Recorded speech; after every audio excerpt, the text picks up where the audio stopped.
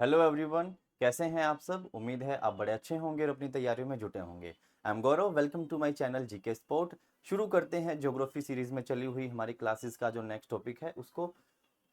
Topic है हमारा आज का जलमंडल।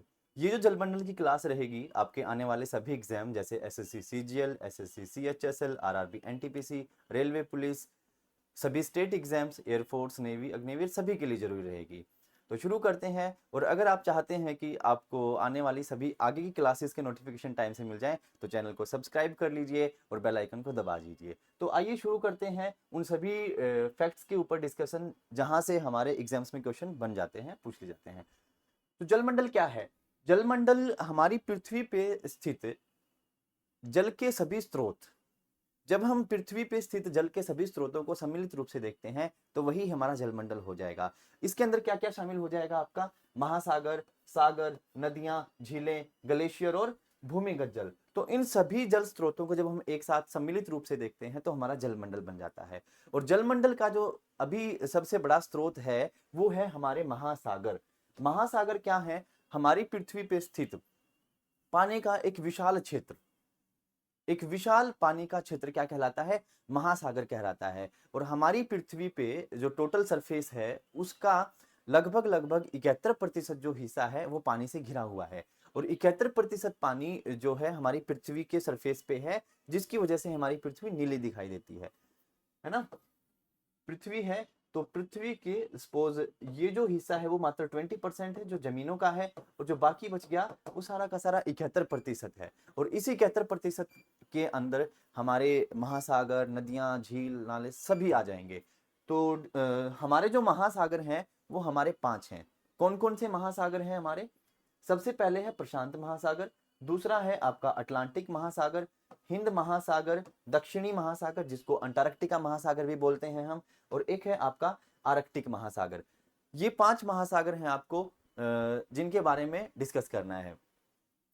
एक पॉइंट और मैं आप लोगों को बता दूं कि हमारी जो पृथ्वी है, इस पृथ्वी के ऊपर ये एक भूमध्य रेखा जिसको 0 डिग्री अक्षांशीय रेखा हम बोलते हैं।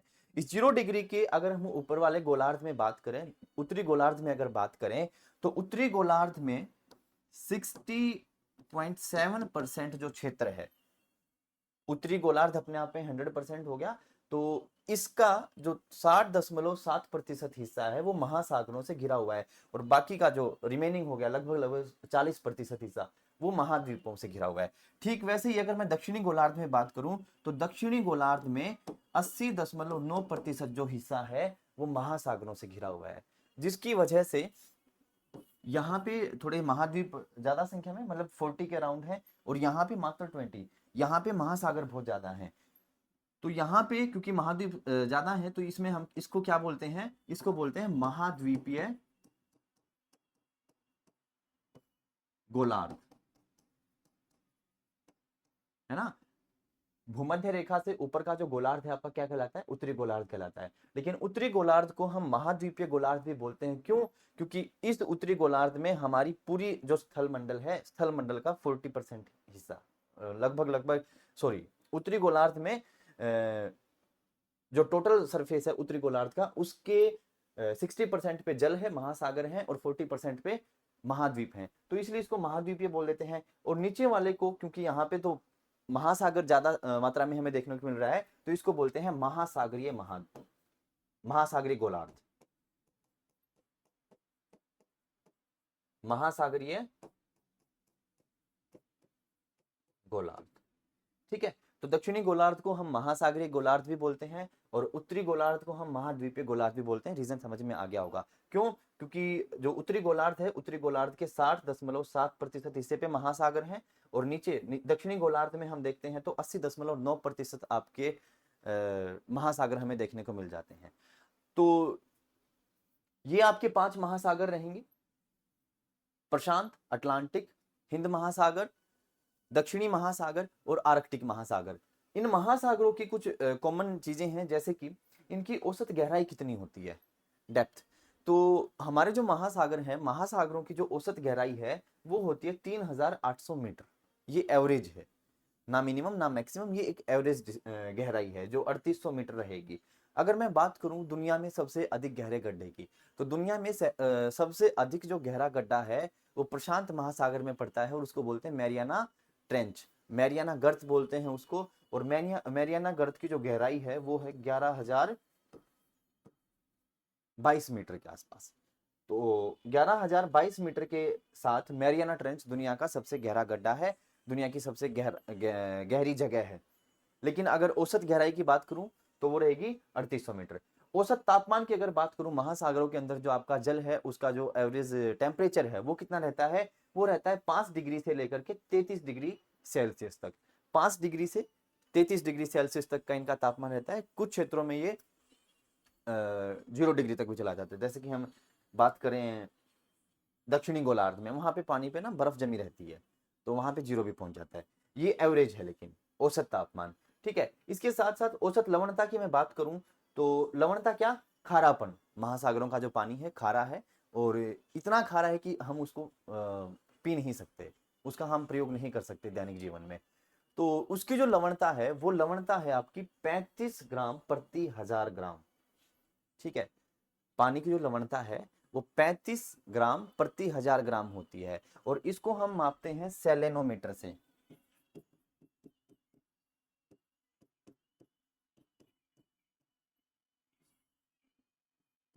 सेलेनोमीटर का प्रयोग करके महासागरों की जो लवणता है उसको मेजर किया जाता है। ओके, ये तो होगी एवरेज। अगर मैं बात करूं कि दुनिया में ऐसी कौन सा जल का स्रोत है, ऐसा कौन सा क्षेत्र है पानी का जहां की लवणता सबसे अधिक है, तो तुर्की के अंदर एक झील पड़ती है, यहां पे लिख देता हूं, है ना। तुर्की के अंदर एक झील है जिसका नाम है वान झील, है ना। तुर्की के अंदर एक झील है जिसका नाम है वान झील, और वान झील की जो लवणता है वो कितनी है, 330 ग्राम प्रति 1000 ग्राम। और 330 ग्राम प्रति 1000 ग्राम की लवणता के साथ में तुर्की की वान झील सबसे अधिक लवणता वाली झील हो जाती है। यानी कि दुनिया के अंदर सबसे अधिक खारा पानी हमें कहां देखने को मिलता है, वान झील में देखने को मिलता है। और जो एवरेज लवणता रहती है महासागरों की वो कितनी है, 35 ग्राम प्रति 1000 ग्राम। अगली हम बात करते हैं उस दैनिक तापांतर की, यानी कि जो पानी के तापमान है वो एक ही क्षेत्र का पानी मैक्सिमम कितना गर्म हो सकता है, मैक्सिमम कितना ठंडा हो सकता है, तो उसके बीच का जो गैप होता है वो कहलाता है तापांतर। तो हमारे जो महासागरों का तापांतर है वो बहुत ही मिनिमम सा है ना, बहुत मिनिमम है, और वो कितना है, मात्र 1 डिग्री सेल्सियस तक। लेकिन मैं बात करूं कि सबसे अधिक तापांतर हमें कब देखने को मिल सकता है और सबसे कम हमें कब देखने को मिलता है, तो अगस्त के महीने में हमारा जो तापांतर है महासागरों का वो सर्वाधिक देखने को मिलता है हमें, और सबसे कम जो तापांतर है वो फरवरी के महीने में देखने को मिल जाता है। यहां तक क्लियर। आगे हम चलते हैं,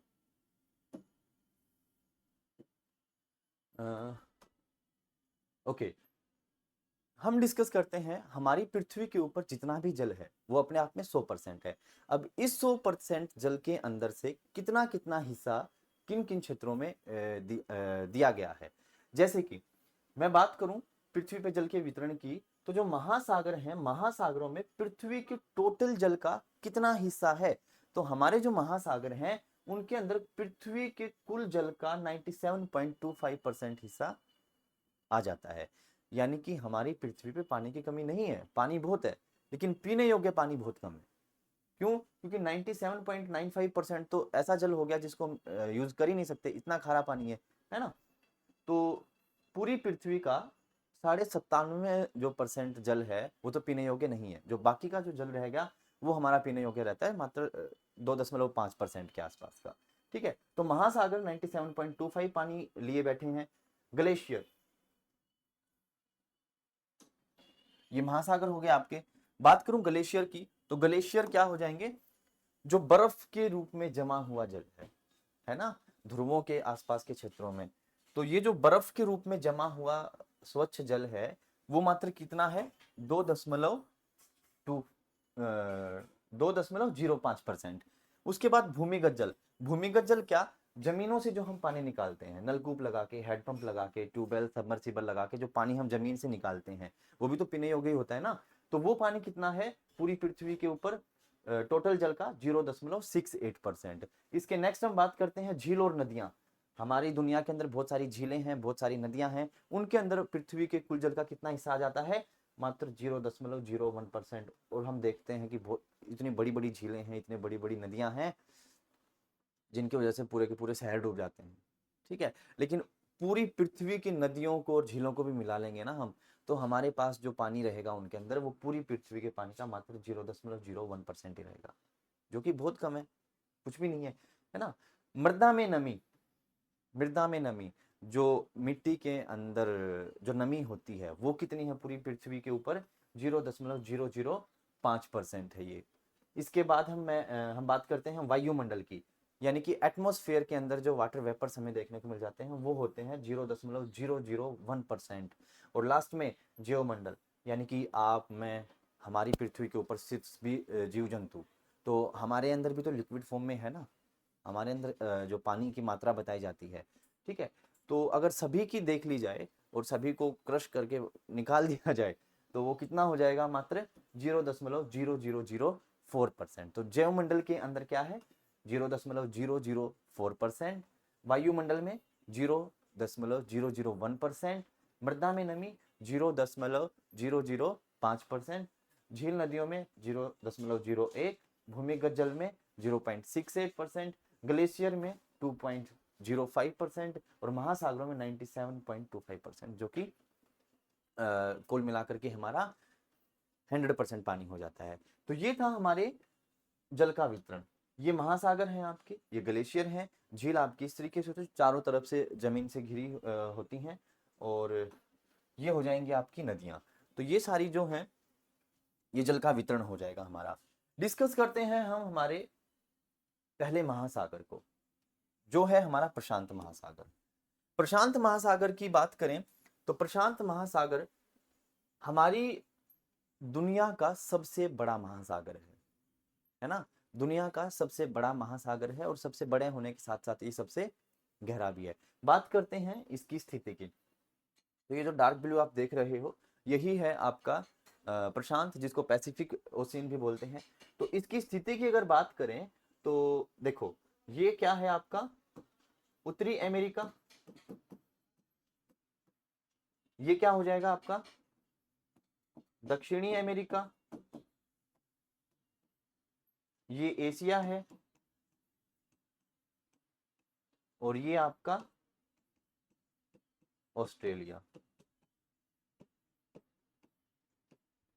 ठीक है, तो पैसिफिक ओशियन जो है वो अपनी पूर्व दिशा में उत्तरी अमेरिका और दक्षिणी अमेरिका को टच करता है, से जुड़ा हुआ है। पश्चिम की अगर बात करें तो पश्चिम में एशिया और ऑस्ट्रेलिया से जुड़ा हुआ है। उत्तर की अगर मैं बात करूं तो यहां पे पड़ता है बेरिंग सागर,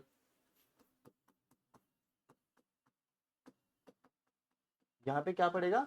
यहाँ पे पड़ेगा बेरिंग सागर। आई थिंक ये कलर ना दिख नहीं रहा होगा,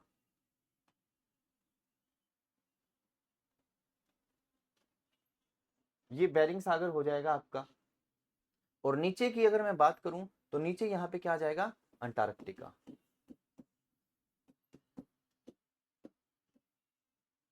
है ना, अंटार्कटिका। तो अपना जो ये प्रशांत महासागर है, इसकी स्थिति देख लो एक बार। उत्तरी अमेरिका, दक्षिणी अमेरिका जो कि पूर्व दिशा में पड़ेंगे, एशिया और ऑस्ट्रेलिया ये पश्चिम दिशा में पड़ेंगे, उत्तर में क्या पड़ेगा? बेरिंग सागर पड़ेगा, और दक्षिण में पड़ेगा अंटार्कटिका महासागर भी है, अंटार्कटिका महाद्वीप भी है। तो ये तो हो जाएगी इसकी स्थिति। नेक्स्ट हम बात करते हैं कि हमारा जो ये महासागर है,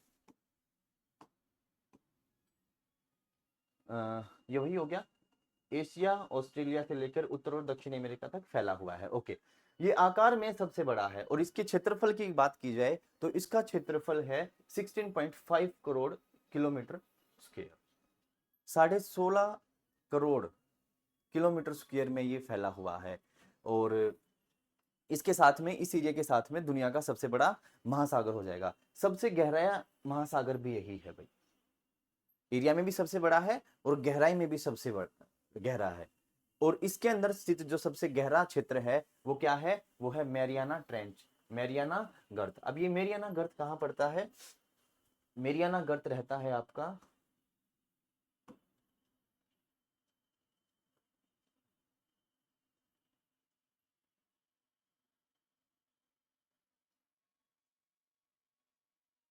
देखिए ये क्षेत्र रहेगा आपका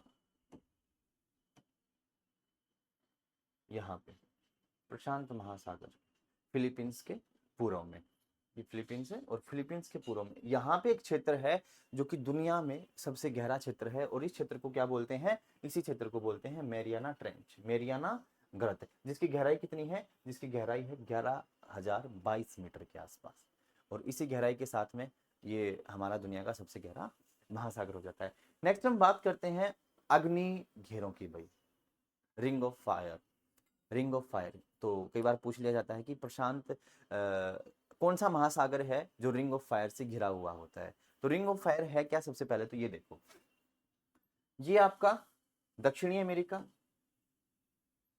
हम्म, ये आपका दक्षिणी अमेरिका, ये उत्तरी अमेरिका, ये एशिया और ये ऑस्ट्रेलिया। तो ये वो क्षेत्र हैं जहां पे हमारी पृथ्वी के सबसे अधिक ज्वालामुखी फटते हैं भाई, है ना, ये वो क्षेत्र हैं जहां पे हमारी पृथ्वी के सबसे अधिक ज्वालामुखी फटते हैं। तो इस प्रकार से क्या हो गया, एक रिंग का सा निर्माण हो गया है ना, और ये रिंग किसकी बनी है, ज्वालामुखी में फूल तो बरसते नहीं है, ज्वालामुखी में क्या है, आगे तो निकलती है, मैग्मा निकलता है, लावा, हाई टेम्परेचर वाला। तो क्योंकि ज्वालामुखी इन क्षेत्रों में रहता है तो एक रिंग का सा निर्माण हो जाता है, और ये जो क्षेत्र विकसित हुआ इसी को बोलते हैं रिंग ऑफ फायर। तो रिंग ऑफ फायर से घिरा हुआ महासागर कौन सा हो गया, रिंग ऑफ फायर से घिरा हुआ आपका जो महासागर है वो कौन सा है, प्रशांत महासागर। तो रिंग ऑफ फायर क्या है, दक्षिणी अमेरिका, उत्तरी अमेरिका, एशिया और ऑस्ट्रेलिया के जो तटीय क्षेत्र हैं इनके ऊपर ज्वालामुखियों का जो विस्तार है, और उस सम्मिलित रूप से जब उसको देखते हैं तो वही हमारा रिंग ऑफ फायर कहलाता है, और रिंग ऑफ फायर के अंदर ही आपका पैसिफिक महासागर स्थित है। बात करूं मैं इसकी आकृति की, तो हमारा जो पैसिफिक महासागर है इसकी आकृति है त्रिभुज के आकार की। कैसी है, त्रिभुज के आकार की, है ना, इस तरीके की एक आकृति हमारी क्रिएट हो जाती है। तो त्रिभुज के आकार का है ये, इसकी आकृति त्रिभुज के आकार की है, और अग्नि घेरा इसके चारों तरफ फैला हुआ है। बात करते हैं इसके अंदर स्थित सबसे बड़े द्वीप की, है ना, द्वीप की। तो एक द्वीप है जिसका नाम है पापुआ न्यू गिनी। देखिए कहां पे है ये पापुआ न्यू गिनी, ये देख पा रहे हो, ये वाला जो द्वीप है ना, ये जो द्वीप है इसका नाम है पापुआ न्यू गिनी। ये दो हिस्सों में है, ये जो मैं डार्क कर देता हूँ इसको यहाँ पे, ये जो द्वीप था आपका, ये जो द्वीप है यही है प्रशांत महासागर का सबसे बड़ा द्वीप, और इसका नाम क्या है, इसका नाम है पापुआ न्यू गिनी। तो पापुआ न्यू गिनी या फिर पापुआ न्यू गिनी इसको बोल देते हैं, हमारे प्रशांत महासागर का सबसे बड़ा द्वीप है वो। कुछ खास बातें हमने देखी, इसकी स्थिति हमने देख ली कि एशिया ऑस्ट्रेलिया से दक्षिण अमेरिका उत्तरी अमेरिका तक फैला हुआ है, आकार में सबसे बड़ा है, क्षेत्रफल 16.5 करोड़ किलोमीटर है इसका रह जाएगा स्क्वायर, सबसे गहरा है, और सबसे गहरा जो क्षेत्र है वो कौन सा है, मैरियाना ट्रेंच है। मैरियाना ट्रेंच की स्थिति हमने देख ली थी मैप पे, और जो गहराई है वो है 11,022 मीटर। इसके साथ साथ अग्नि वलय से ये घिरा हुआ है, ज्वालामुखी है इन क्षेत्रों में, यानी कि अमेरिका के पश्चिमी और एशिया और ऑस्ट्रेलिया के पूर्वी क्षेत्रों में जो घेराव है पूरा का पूरा ज्वालामुखियों का अग्निवलय है, और अग्निवलय से घिरा हुआ है। आकृति की बात की हमने, त्रिभुज के आकार का ट्रायंगल शेप बनाता है ये, और पापुआ न्यूगिनी इसका क्या है, पापुआ न्यूगिनी इसका सबसे बड़ा द्वीप है। यहां तक क्लियर। आगे हम डिस्कस कर लेते हैं इस महासागर में स्थित कुछ महत्वपूर्ण सागरों की। भाई सागरों की स्थिति पूछ लेता है, आपको नाम दे देगा किसी भी सागर का और पूछ लेगा कि यह सागर किस महासागर का हिस्सा है। तो इसमें हमारे बहुत सारे हैं, उनमें से जो सबसे प्रमुख हैं उनको हम देख लेते हैं, उनकी स्थिति हमें पता होनी चाहिए कि कौन सा महासागर कहाँ पे स्थित है भाई। तो देखिए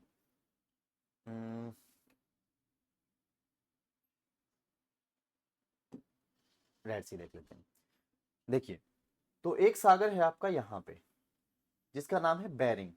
मैंने सीक्वेंस में लिखा है 1 2 3। मैं यहाँ पे सिर्फ नंबर डालूंगा, हमें उसकी स्थिति पता चल जाएगी कि कौन सा सागर कहाँ पे है। ठीक है, तो ये जो है ये है 1 नंबर, और 1 नंबर का जो एरिया है ये वाला, ये सारा का सारा कहलाता है बेरिंग सागर। बेरिंग सागर के बाद 2 नंबर पे आ गया हमारा ओखोटस्क सागर। ओखोटस्क सागर के बाद 3 नंबर पे यहाँ पे आ गया हमारा जापान सागर।